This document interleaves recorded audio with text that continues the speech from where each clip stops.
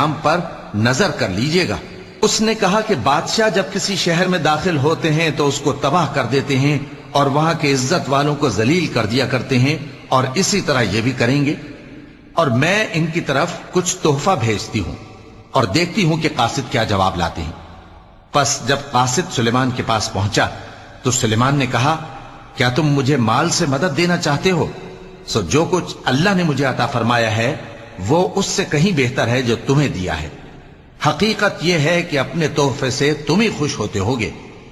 ان کے پاس واپس جاؤ، اب ہم ان پر ایسے لشکر لے کر حملہ کریں گے جن کے مقابلے کی ان میں طاقت نہ ہوگی، اور ان کو وہاں سے بے عزت کر کے نکال دیں گے اور وہ ذلیل ہوں گے۔ سلیمان نے کہا کہ اے دربار والو، کوئی تم میں ایسا ہے کہ قبل اس کے کہ وہ لوگ فرما بردار ہو کر ہمارے پاس آئیں، ملکہ کا تخت میرے پاس لے آئے؟ جنات میں سے ایک قوی ہیکل جن نے کہا،